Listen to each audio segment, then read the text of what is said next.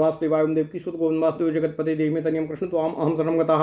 अथ श्री नरसिंह पुराण 56वां अध्याय विष्णु मूर्ति के स्थापन की विधि। ओम नमः शिवाय ओम नमः शिवाय ओम नमः शिवाय। राजोवाच साम्प्रतं देवदेवस्य नरसिंहस्य सारंगिणः श्रोतुमिच्छामि सकलं प्रतिष्ठायाः परं विधिं।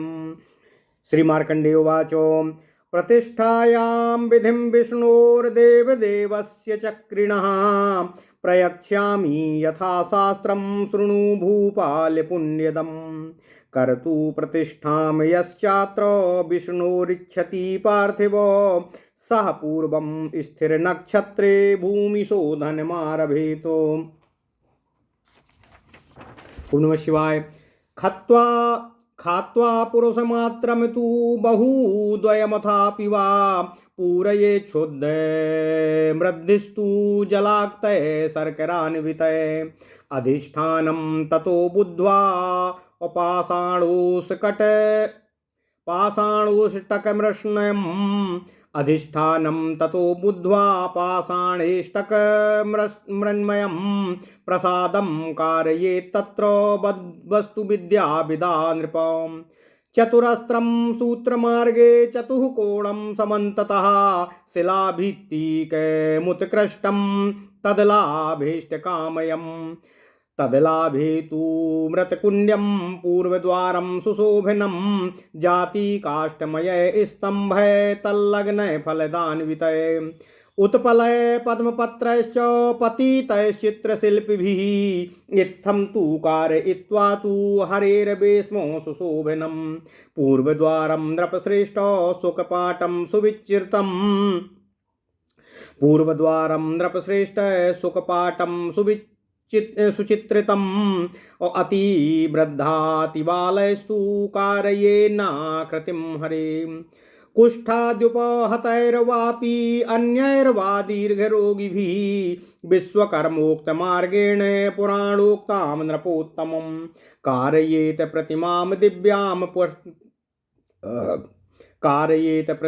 दिव्यां पुष्टाङ्गेन तु धीमता सौम्यान नाम शुश्राणां सुनासाम चासुलोचनाम नाद्यो दृष्टिं नोद्य दृष्टिं तिर्यग दृष्टिं न कारयेत समदृष्टिं तु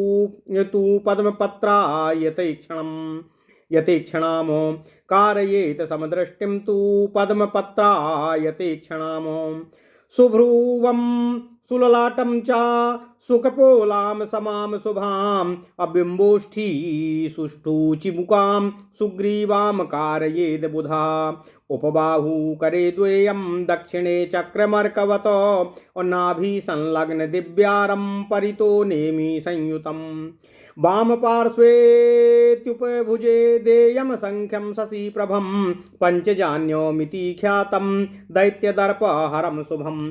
ओम नमः शिवाय। हारार्पिते वराम दिव्याम कंठे त्रिबली संयुताम सुस्तनीम चारु हृदयाम सुजठराम समाम शुभाम कटिलग्न वाम कराम पद्म लग्नाम च दक्षिणाम केयूरबाहुकाम दिव्याम सुनाभि बलिभंगिकाम सुकटीम च सुजंघोरुम वस्त्रमेखलभूषिताम एवं ताम कारयित्वा तु प्रतिमां राजसत्तम सुवर्ण वस्त्रदानेन तत्कर्तृन् पूज्य तत्सत्तमां पूर्वपक्षे शुभे काले प्रतिमां स्थापयेद बुधा प्रासादस्याग्रतः कृत्वा यागमण्डपमुत्तमं चतुर्द्वारं चतुर्दिक्षुं चतुर्भिष्टोरणैर्युतम् सप्तधान्याङ्कुरैर्युक्तं शङ्खभेरी निनादितं प्रतिमां छाल्या विद्युद्भिः षड्त्रिंशद्भिर्घटोदकैः प्रविश्य मण्डपे तस्मिन् ब्रह्माणैर्वेदपारगै तत्रापि स्नापयेत पश्चात् पञ्चगव्यै पृथक् पृथक् तथोष्णवारिणा स्नाप्य पुनः शीतोदकेन च हरिद्रा कुङ्कुमाद्यैस्तु चन्दनैश्चोपलेपयेत पुष्पमाल्यैरलङ्कृत्य वस्त्रैराच्छाद्यतां पुनः पुण्याहं तत्र कृत्वां तु ऋग्भेस्ताम प्रोक्ष वारिभिः स्नात्वा तु ब्रह्मणैर्भक्तैः शङ्खभेरी स्वनैर्युतम् वासयेत् सप्तरात्रं तु त्रिरात्रं न वा नदीजले वासयेत् सप्तरात्रं तु त्रिरात्रं वा नदीजले हृदे तु विमले शुद्धे तडागे वापि रक्षयेत् अधिवास्य जले देवोमेवं पार्थिवपुङ्गवा तत उत्थाप्य विप्रैस्तु स्थाप्यालङ्कृत्य पूर्ववत् ततो भेरी निनादैस्तु वेदघोषैश्च केशवम् आनीय मण्डपे शुद्धे पद्मकार विनिर्मिते कृत्वा पुनस्ततः स्नाप्य विष्णुभक्तैरलङ्क्रियात्। ओम नमः शिवाय। ओम नमः शिवाय। ब्रह्मणान् भोजयित्वा तु विधिवत षोडशार्त्विजा चतुर्भिरध्ययनं कार्यं चतुर्भिः पालनं तथा चतुर्भिस्तु चतुर्दिक्षु होमः कार्यो विचक्षणैः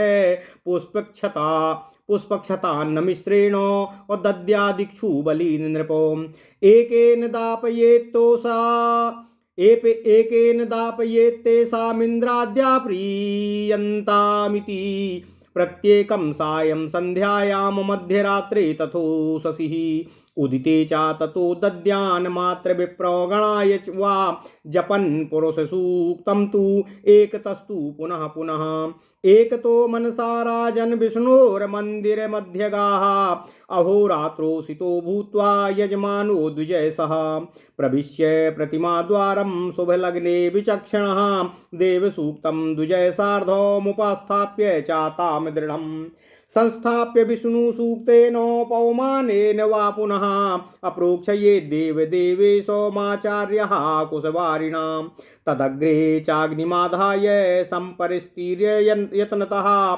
जुहूयाज्जातकर्मादि गायत्र्या वैष्णवेन तु चतुर्भिराज्याहुतिभिरेकामेकां क्रिया प्रति आचार्यस्तु स्वयं कुर्यादस्त्रैर्बन्धं चाकारयेत् त्रातारमिति चैन्द्रया तु कुर्यादाज्या प्रणुन्नकं परो दिवेति याम्यायां वारुण्यां निशसेति च याते रुद्रेति सौम्यां तु हुवेदाज्याहुतिर्नृपा परो मात्रेति सूक्तायां सर्वत्राज्याहुतिर्नृपः। ओम नमः शिवाय। हुत्वा जपेच्च विधिवद्य दस्येति चास्विष्टकृत और ततः सा दक्षिणां दद्यादृत्विभ्यस्य यथार्हतः वस्त्रे द्वे कुण्डले चैव गुर्वे चाङ्गुलीयकं यजमानास्ततो दद्याद्विभवे सती काञ्चनं कलशाष्टसहस्रेण कलशाष्टशतेन वा एकविंशतिनाम वापि स्नपनं कारयेद् बुधः शङ्खदुन्दुभिर्घोषैर्वेदघोषैश्च मङ्गलैः यवव्रीहियुतैः पात्रैरुद्धतैरुच्छिताङ्कुरैः दीपयष्टि पताकाभिश्छत्रचामरतोरणैः स्नपनं कारयित्वा तु यथा विभव विस्तरम् तत्रापि दद्याद् द्विप्रेभ्यो यथा शक्त्या तु दक्षिणाम् एवं या कुरुते राजन् प्रतिष्ठां देवचक्रिणः सर्वपापो विनिर्मुक्तः सर्वभूषणभूषितः विमानेन विचित्रेण त्रिः सप्तकुलजैर्वृतः पूजां सम्प्राप्य महतीमिन्द्रलोकादिषु क्रमात् बान्धवास्तेषु संस्थाप्य विष्णुलोके महीयते तत्रैव ज्ञानमासाद्य वैष्णवं पदमाप्नुयात् अप्रतिष्ठा विधिरयं विष्णोर्मयैवं ते प्रकीर्तितः षष्ठतां शृण्वतां चैव सर्वपापप्रणाशनम् यदा नृसिंहं नरनाथ भूमो संस्थाप्य विष्णुः विधिना ह्यनेन तदा ह्यसौ याति हरे पदं तु यत्र स्थितोऽयं न निवर्तते पुनः। ओम नमः शिवाय। ओम नमः शिवाय। ओम नमः शिवाय। ओम नमो भगवते वासुदेवाय। ओम देवकी सुत गोविंद वासुदेव जगतपति देहि में तनियम कृष्ण त्वाम अहम शरणम गतः। अथ श्री नृसिंह पुराण 56वां अध्याय विष्णु मूर्ति के स्थापन की विधि। ओम नमः शिवाय। राजन बोले,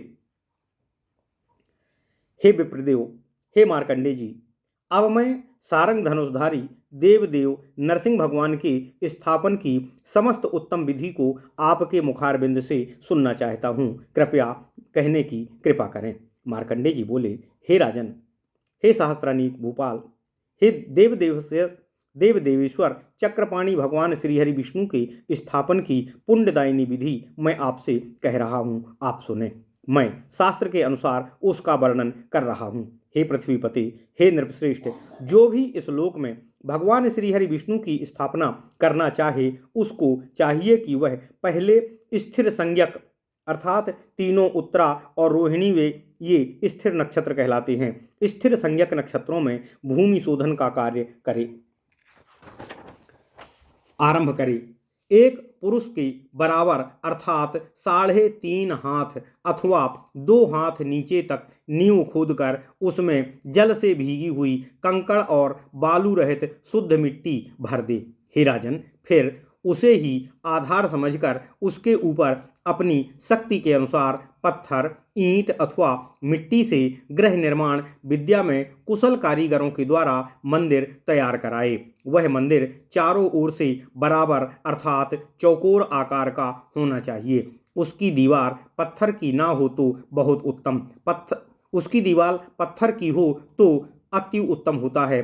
पत्थर ना मिलने पर ईंटों की ही दीवार बनाना चाहिए। यदि ईंट भी ना मिल सके तो मिट्टी की ही भीति उठा लें। मंदिर बहुत ही सुंदर हो और उसका दरवाजा पूर्व की ओर होना चाहिए। उस मंदिर में अच्छी जाति वाले काठ के खंभे लगे हों और उसमें चित्रकला जानने वाले शिल्पियों के द्वारा फल युक्त वृक्ष, मुकुंद तथा कमल दल आदि चित्रित कराने चाहिए। हे नृपश्रेष्ठ, मार्कंडे जी कहते हैं, इस प्रकार जिसमें सुंदर किवाड़ लगे हों और जिसका द्वार पूर्व दिशा की ओर हो, ऐसा बेल बूटों से भांति भांति चित्रित भगवान का परम सुहावना मंदिर बनवाकर बुद्धिमान एवं हृष्ट पुष्ट शरीर वाले पुरुष के द्वारा विश्वकर्मा की बताई हुई पद्धति के अनुसार पुराणोक्त दिव्य प्रतिमा का निर्माण कराएं। जो कारीगर अत्यंत बूढ़ा हो या बालक हो अथवा कोढ़ आदि रोगों से दूषित हो या पुराना रोगी हो, उससे भगवत प्रतिमा का निर्माण नहीं कराना चाहिए। प्रतिमा का मुख सौम्य अर्थात प्रसन्न मुद्रा वाला तथा कान, नाक और नेत्र आदि अंग सुघर होने चाहिए। उसकी दृष्टि ना तो नीची हो, ना बहुत ऊंची हो और ना ही तिरछी हो। विद्वान पुरुष ऐसी प्रतिमा बनवाएं जिसकी दृष्टि सम हो और जिसके नेत्र कमल दल के समान विशाल हों। भौहें, ललाट और कपोल सुंदर हों। उसका समस्त विग्रह सुडौल और सौम्य हो। उसके दोनों होंठ लाल हों। ठोड़ी अर्थात अधर के नीचे का भाग मनोहर तथा कंठ सुंदर हो। प्रतिमा की भुजाएं 4 होनी चाहिए, 2 भुजाएं और 2 उपभुजाएं। उनमें से दाहिनी भुजा के हाथ में सूर्य के समान आकार वाला चक्र धारण कराना चाहिए। चक्र की नाभि के चारों ओर दिव्य अरे हों और उसके भी ऊपर सब ओर से नेमी अर्थात हाल लगी हो। बाईं उपभुजा के हाथ में चंदन के समान श्वेत कांतिमय पांचजन्य नामक शंख देना चाहिए, जो दैत्यों के मद को चूर्ण करने वाला और परम कल्याणमय है। उस दिव्य भगवत प्रतिमा के कंठ में सुंदर हार पहनाया गया हो। गले में त्रिवली चिन्ह हो। स्तन भाग सुंदर, वक्ष स्थल रुचि और उदर मनोहर होना चाहिए। संपूर्ण अंग बराबर और सुंदर हों। वह प्रतिमा अपना बायां हाथ कमर पर रखे हो और दाहिने में कमल धारण किए हो। बाहुओं में भुजबंद पहने हो और सुंदर नाभि तथा त्रिवली से सुशोभित एवं दिव्य जान पड़ती हो। उसका कटिभाग अर्थात नितंब, जांघें और पिंडलियां मनोहर हों। वह कमर में मेखला और पीत वस्त्र से विभूषित हो। हे नृपश्रेष्ठ, बनाने वाले शिल्पियों को सुवर्ण दान एवं वस्त्र दान के द्वारा सम्मानित करके विद्वान पुरुष पूर्व पक्ष में शुभ समय पर उस प्रतिमा की स्थापना करे।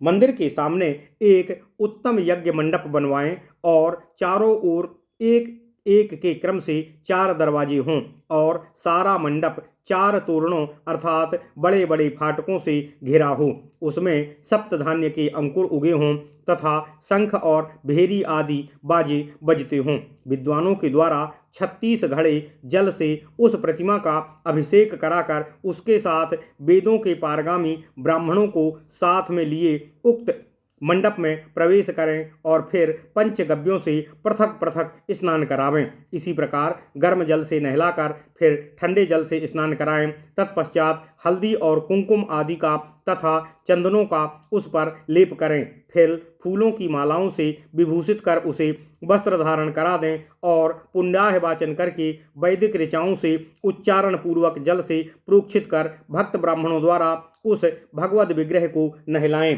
तत्पश्चात शंख भेरी आदि बाजे बजाते हुए उसे नदी के जल में रखकर 7 दिन तक या 3 दिनों तक वहां रहने दें अथवा किसी निर्मल जलाशय या शुद्ध सरोवर में ही रखकर उसकी रक्षा करें। हे नृपश्रेष्ठ, मार्कंडेय जी कहते हैं, इस प्रकार भगवान श्री हरि विष्णु का विग्रह जलाधिवास करा के ब्राह्मणों द्वारा उनको उठवाएं और फल की और पालकी आदि में चढ़ाकर पूर्ववत उन्हें माला आदि से विभूषित करें। इसके बाद नगारों की ध्वनि और वेद मंत्रों के गंभीर घोष के साथ भगवान को वहां से ले आएं और कमलाकार बने हुए शुद्ध मंडप में रखें। वहां पुनः स्नान करा के भगवान विष्णु के भक्तों द्वारा उसका श्रृंगार कराया जाए। ओम नमः शिवाय। मार्कंडेय जी कहते हैं, हे नृपश्रेष्ठ शास्त्रानीक, इसके बाद 16 ऋत्विज ब्राह्मणों को विधि पूर्वक भोजन कराएं। उनमें से 4 ब्राह्मणों को तो वहां वेद पुराण आदि का स्वाध्याय अर्थात पाठ करना चाहिए। 4 विप्रों को उस भगवद विग्रह की रक्षा में संलग्न रहना चाहिए तथा 4 विद्वानों को यज्ञ मंडप के भीतर चारों दिशाओं में हवन करना चाहिए। हे राजन, फिर एक ब्राह्मण के द्वारा फूल, अक्षत और अन्न से समस्त दिशाओं में बलि अर्पित कराएं। यह बलि इंद्र आदि देवताओं की प्रसन्नता के लिए होती है। प्रत्येक दिशा में अधिपति को इंद्र प्रियताम इत्यादि रूप से उसके नामोच्चारण पूर्वक ही बलि अर्पित करे। बलि का अर्थ यहाँ भोजन से है, किसी पशु हिंसा से नहीं है। सायंकाल, आधी रात, उषा काल तथा सूर्योदय के समय प्रत्येक दिक्पालों को बलि अर्पित करनी चाहिए। इसके बाद मातृका गणों को बलि और ब्राह्मणों को उपहार दें। इसके पश्चात यजमान को चाहिए कि भगवान श्री हरि विष्णु के मंदिर में एक ओर बैठकर एकाग्र चित्त से बार बार पुरुष सूक्त का जप करे। फिर पूरे 1 दिन रात उपवास करके शुभ लग्न में वह बुद्धिमान पुरुष ब्राह्मणों को साथ ले मंडप में जहां प्रतिमा रखी हो उस द्वार से मंडप के भीतर प्रवेश करे और ब्राह्मणों के साथ देव सूक्त का पाठ करते हुए भगवत प्रतिमा का उपस्थान करके उसे मंदिर में लाएं और भगवान श्री हरि विष्णु सूक्त द्वारा पवमान सूक्त का पाठ करते हुए उसे वहां दृढ़ता पूर्वक स्थापित करें। इसके पश्चात आचार्य कुशयुक्त जल से उन देव देवेश्वर भगवान का अभिषेक करें। फिर भगवान श्री हरि विष्णु की मूर्ति के सम्मुख अग्नि स्थापन करें। अग्नि के चारों ओर यत्न पूर्वक कुशस्तरण करके गायत्री और विष्णु मंत्रों द्वारा जात कर्म आदि संस्कार की सिद्धि के निमित्त हवन करें। आचार्य को चाहिए कि प्रत्येक क्रिया में 4 बार घी की आहुति दे तथा अस्त्र मंत्र अस्त्राय फट बोलकर दिग्बंध कराए। ओम त्रातारमिंद्रम इत्यादि मंत्र शुक्ल यजुर्वेद के अनुसार से अग्निवेदी पर पूर्व की ओर घी की आहुति दे। परो देवा इस मंत्र से जो शुक्ल यजुर्वेद 17-29 से दक्षिण दिशा में और निस्साद इत्यादि मंत्र शुक्ल यजुर्वेद से पश्चिम की दिशा में घृत का हवन करें। हे नृपश्रेष्ठ सहस्त्रानीक, या ते रुद्रः शुक्ल यजुर्वेद 16-2 इस मंत्र से उत्तर दिशा में और परो मात्रया ऋग्वेद 7-6-99 इत्यादि 2 सूक्तों द्वारा संपूर्ण दिशाओं में घी की आहुति अर्पित करे। इस प्रकार विधिवत हवन करके यदस्या शुक्ल यजुर्वेद 23-28 इसके अनुसार मंत्र का जप करे और घी से स्विष्टकृत संज्ञक होम करे। इसके बाद ऋतुजों को उनके सम्मान के अनुकूल सादर दक्षिणा दे। इसके बाद यजमान आचार्य को 2 वस्त्र, 2 सुवर्णमय कुंडल और सोने की अंगूठी दे तथा यदि सामर्थ्य हो तो इसके अतिरिक्त भी सुवर्ण दान करे। ओम नमः शिवाय। मार्कंडेय जी कहते हैं, हे राजन, हे शास्त्रानीक, फिर विद्वान पुरुष यथासंभव 1008 या 108 अथवा 21 घड़े जल से भगवान को स्नान कराए। उस समय शंख और दुंदुभी आदि बाजे बजते रहने चाहिए। वेद मंत्रों का घोष और मंगल पाठ होते रहना चाहिए।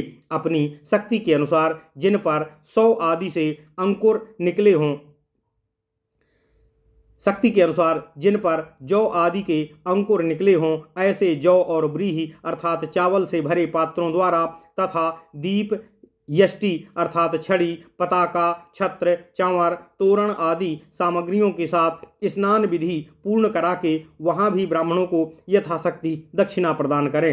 हे राजन, इस प्रकार जो भगवान श्री हरि विष्णु की प्रतिमा की प्रतिष्ठा कराता है वह सब पापों से मुक्त हो जाता है और मृत्यु के पश्चात अपने सहित 21 पीढ़ी के पितरों को साथ ले इस प्रकार के आभूषणों से भूषित एवं विचित्र विमान पर आरूढ़ हो क्रमशः इंद्र आदि लोकों में विशेष सम्मान प्राप्त करता है तथा अपने बंधुजनों को उन लोकों में रखकर स्वयं भगवान श्री हरि विष्णु जी के लोक में जाकर प्रतिष्ठित होता है। फिर वहाँ भी भगवत तत्व का ज्ञान प्राप्त कर वह विष्णु रूप में ही लीन हो जाता है। मार्कंडेय जी कहते हैं, हे राजन, इस प्रकार मैंने आपसे यह भगवान श्री हरि विष्णु जी की प्रतिमा की प्रतिष्ठा विधि आपको बताई है। इसका पाठ करने और श्रवण करने वाले लोगों के सब पाप दूर हो जाते हैं। हे नरनाथ, जब मनुष्य इस पूर्वोक्त विधि से पृथ्वी पर भगवान नरसिंह अर्थात भगवान श्री हरि विष्णु की स्थापना कर लेता है तब मृत्यु के बाद वह भगवान श्री हरि विष्णु के उस नित्य धाम को प्राप्त होता है जहाँ रहकर वह पुनः इस संसार सागर में नहीं लौटता। ओम नमः शिवाय। ओम नमः शिवाय। ओम नमो भगवते वासुदेवाय। ओम देवकी सुत गोविंद वासुदेव जगतपति देहि में तनियम कृष्ण त्वाम अहम शरणम।